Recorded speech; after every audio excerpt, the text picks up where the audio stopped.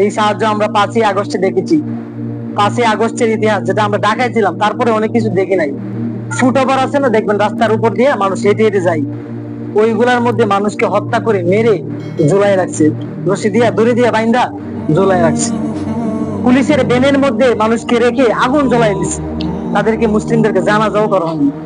চিন্তা করছেন একবার কাহিনী, যে তাদেরকে ভ্যানের মধ্যে তুলে জানাজা ছাড়া আগুন দিয়ে জ্বলাই দিচ্ছে। আমরা জানি না কোন মায়ের বুক খালি হয়ে গেছে ওই সময়, কোন বোনের ভাই চলে গেছে, কত নজির বিহীন ইতিহাস আমরা দেখেছি। তো ওই জায়গার মধ্যে হাজারের উপরে মানুষ এই আন্দোলনের মধ্যে মারা গিয়েছে।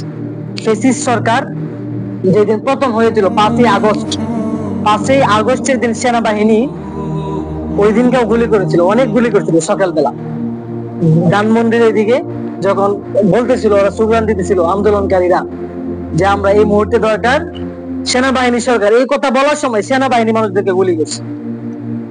এগুলা বাস্তব চিত্র। এইভাবে মানুষদেরকে হত্যা করার পরে আল্লাহ পাক রব্বুল আলামিনের কাছ থেকে এটা বিজয় এসেছে। নিঃসন্দেহে এটা আল্লাহ পাক রব্বুল আলামিনের বিজয়। কারণ আমরা এর আগে অনেক চেষ্টা প্রচেষ্টা করছি সরকারকে নামানোর জন্য, ফ্যাসিস্ট সরকারকে পতনের জন্য, কিন্তু আল্লাহ যখন নামাইছে বিয়ের যুদ্ধের সাথে নামাইছে।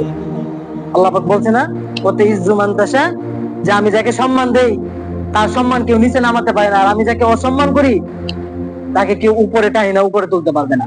সম্মান দেওয়ার মালিক হচ্ছে একমাত্র আল্লাহ।